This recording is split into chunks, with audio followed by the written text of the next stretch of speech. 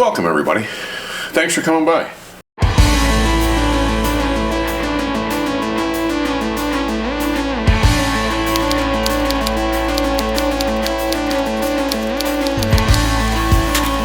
Hope you're all safe and well, and comfortable, and hopefully enjoying a cocktail like I am. I'm going to start off right now by telling you this is the second episode, but I lied. I didn't mean to lie, I just did.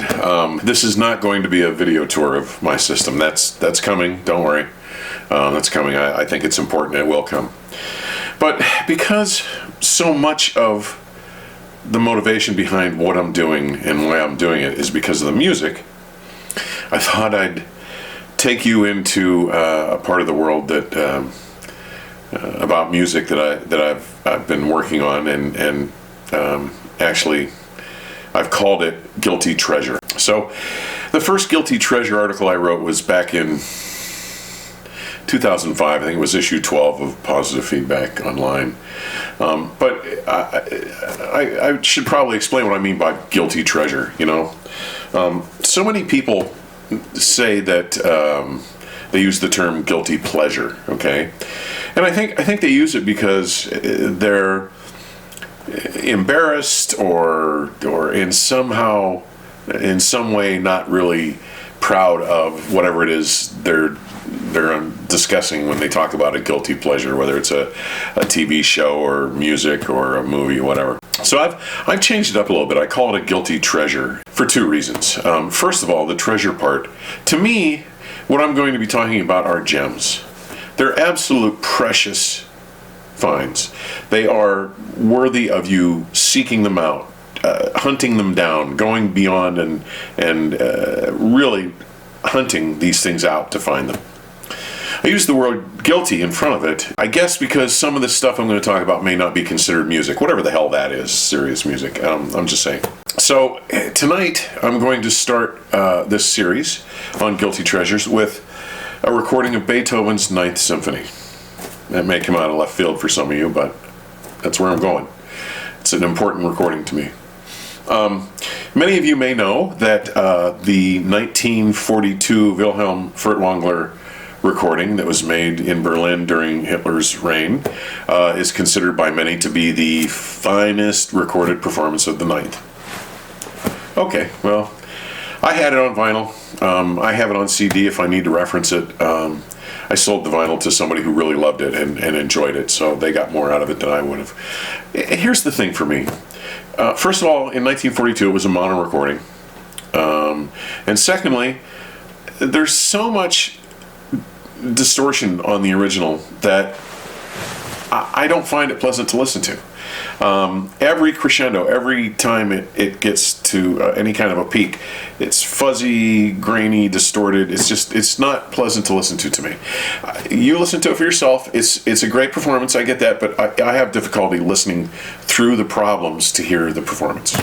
The performance that I want to point out, and one that I think you all should be familiar with, and one that I've loved for a long time, is the 1972 London recording in the United States. It was released on the FFR, the Full Frequency Range Recordings from London. It's a double LP.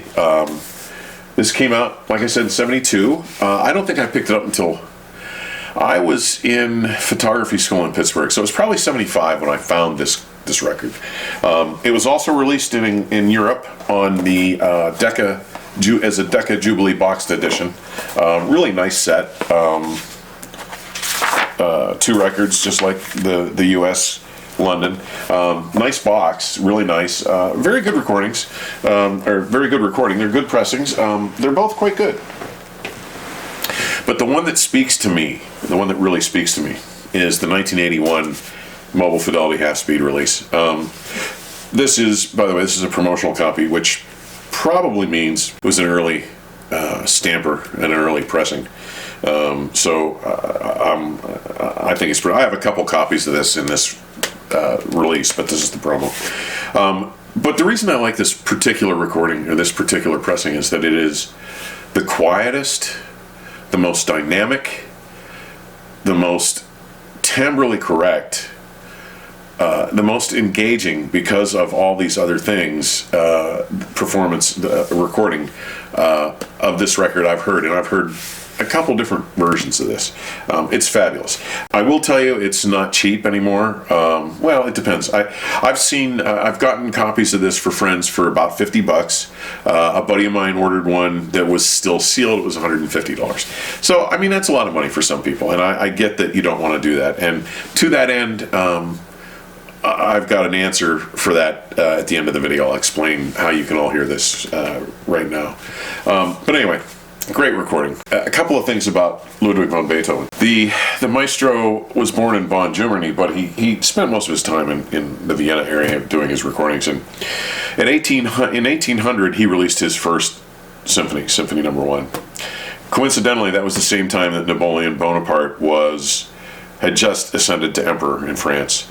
This was just a decade after the French Revolution, which started in 1789. Was pretty much over by 1799, and by the end of 1799, Napoleon had made himself emperor. Napoleon was very well thought of by a lot of people initially, and including Maestro Beethoven. Ludwig thought he was great, and in fact, his third symphony was originally titled Emperor. When it became clear what Napoleon was up to, that symphony later was changed, and the name Eroica was given to it, and that was the end of that. That was his last disillusionment with Napoleon Bonaparte, but that's a different story too. This recording, 4 movements, like most romantic classical stuff. The allegro is stunning to me. It's just great. 55 seconds, less than a minute into it, there is a lone horn that calls from behind the right speaker a couple times. Its pitch, its location, its size, its body, and its texture are fabulous. It's just remarkable. Also, of note, early in this movement is the first chair violin. The strings in general in this are fabulous, and I want to point out right from the beginning about this record, one of the things that is so fabulous about it is how well they preserved the individuality of each voice of every instrument in the orchestra. It's not the best recording I've ever heard. Okay, it's not, but it is so good. Especially for 72, it's just remarkable. The first movement is really dynamic, really expressive, and it takes us into the molto, the second movement. Now, most people today will suggest that Beethoven's Fifth Symphony, the opening to that symphony, that that is probably the most recognized and notable piece of Western music. Anybody recognizes the opening to the Fifth Symphony, they may not know what it is, but it's recognizable in Western music. It's one of the most predominantly known pieces. But I'm here to tell you, I think the opening to the molto, in fact, the entire second movement, is every bit as good, if not better. I mean, this is the culmination of this man's work. This is the last symphony he wrote. It's just staggeringly good, and the molto is dynamic. It's expressive. It's powerful. It's really an engaging piece, and it takes you into the third movement, the calm before the storm. The third movement is very serene, very calm and refreshing and invigorating and fulfilling. I mean, it makes you feel good. It's a very uplifting performance. And the recording, again, you hear individual instruments. You hear specificity. It's not, there are some recordings where the mass strings sound like a gelled lump of stuff. In this particular recording, you hear a bunch of separate strings. You hear a bunch of separate horns. You hear it's a really, again, it's not the best recording I've ever heard. I don't want you to go, oh, he said it was great. Well, it is good, but it's not the best recording ever, but it's very good. But this calm of the third movement leads up to the storm that is the presto, the fourth movement, the Ode to Joy. Schiller wrote this poem called the Ode to Joy that young Beethoven read when he was a young man, and he fell in love with it. And it took him until the ninth to turn it into a libretto and make it part of a symphony. So the fourth movement opens with just amazing information. The fourth is just, by itself, it could be its own thing. And I've got to tell you a quick story here. I've been, for the last number of years, when I go to shows, I've been asked to bring my own special recordings and show off systems. Play my records on people's systems to help people get how good their systems can do things. Well, in 2017 at Capitol Audio Fest, I did this in a room.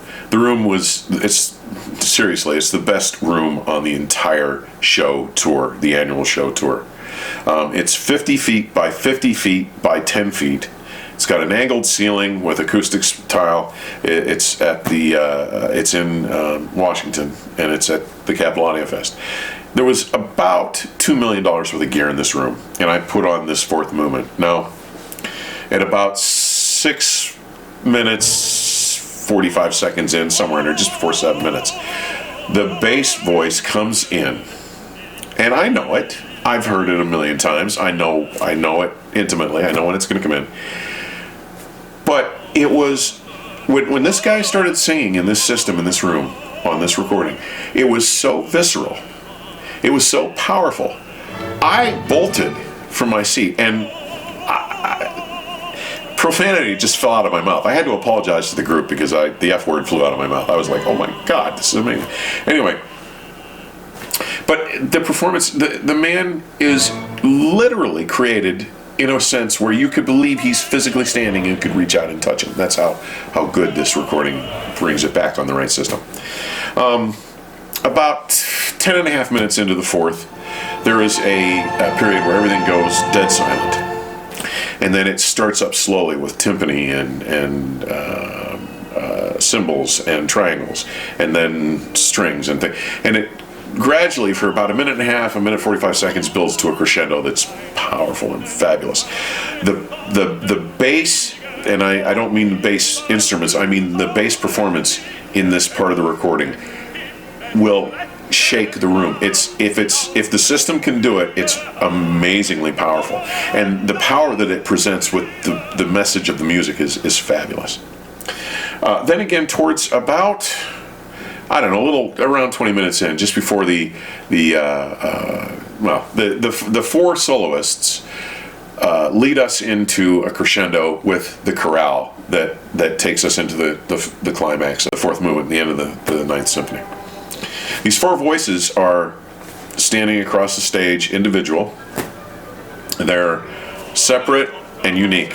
And when this comes on, you'll hear immediately, you'll notice that the female soprano is shorter than any other voice in this entire recording. She's considerably shorter. And it's noticeable. It's noticeable as hell. The other thing that's important with this part of the recording is that these four voices should be completely separate, individual, and stable. Okay, they shouldn't wander. They shouldn't shrink. They shouldn't enlarge. They should be clearly voices coming from separate points in space. Now, I got to tell you, I've heard this record on a zillion systems. Okay, zillion isn't a word, I know, but I've heard it on a zillion systems. Some recently that were some big dollars, and it doesn't always work. It doesn't always present them flawlessly. It doesn't always present them as stable, pitch-defined voices. Sometimes they move, they wander, they shrink. That's really bad when they shrink or change size. But this recording is so powerful. I mean, it's probably the most powerful hour and 15 minutes I can think of to be sitting in front of my system. And I hope you enjoy it. I mean, it's musically powerful as hell, and it's also sonically good enough. It's excellent enough to use to evaluate your system and to help you tune in your system and make it better, to help you hone in on components that may not be doing what they need to, and let you improve the sound of your system to get a little closer to that final event. One thing I want to bring up very quickly is that when you hear this, if it moves you, and I can't imagine it won't, but if it moves you, what you need to know is that Maestro Beethoven was stone deaf when he wrote this symphony. His hearing started to go very young. He was in his mid-20s when his hearing started to fail. But this Ninth Symphony, when it was released in 1824, he was stone deaf. Now, when it played in Vienna, first performance, he was on stage, and he thought he was conducting the symphony, and it wasn't. It was actually a concertmeister who was conducting it. But he was looking at the orchestra, and when the performance concluded, by all accounts, written and newspapers and everything, it was a thunderous crescendo. People were like, oh my God, this is fabulous. They were stomping and clapping, and he didn't hear it. So the symphony director went over and turned Maestro around so that he could see this, and he was apparently terribly overwhelmed. It was just supposedly a pretty emotional moment. By the way, there's a brilliant film made by Bernard Rose. It's called Immortal Beloved. It may not be necessarily factual, but it's ultra powerful, and they do a great job of presenting that presentation, the performance where he was doing the ninth for the first time and gets turned around. And there's also a staggering scene where he works with his assistant Schindler, and you come up with the realization of what the Kreutzer it's fabulous. You got to see the movie. Again, it's called Immortal Beloved. It was done by Bernard Rose. I can't tell you. Check it out. It's a great film. Thanks for watching. We're going to do a lot more of these. I'm going to do the tour. I promise it's coming. I hope you enjoyed this at least a little bit. Get a chance to listen to the record. Oh, and what I was going to tell you is, if you're not a turntable guy and you're not going to go out and buy the record, I'm putting the link to this recording from Qobuz below the video so that you can go hear this. I will warn you, it's a 1644 recording. It's a Red Book recording. It's pretty good, but the transfer, there's some distortions in the transfer that are not on the record.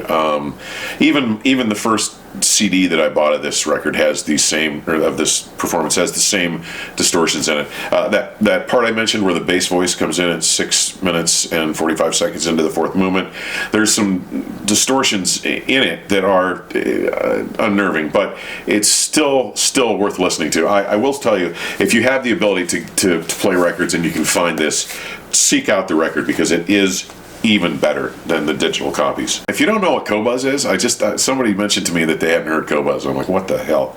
I've explained it like this before. I honestly believe that it is the greatest thing to happen to music lovers since the invention of the turntable and the long play record.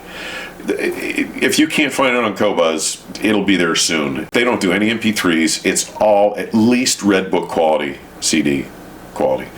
Stream it on your system. It sounds fabulous compared to some of the other services that are out there. We won't mention their names. Anyway, guys, thanks so much for watching. I hope you liked it. If you did, and you think you might enjoy it more, please subscribe. I'm trying to build this channel up. It's fairly new, and I'm going to toast you all. Thank you for hanging out with me, and we'll see you next time. Thanks for coming by.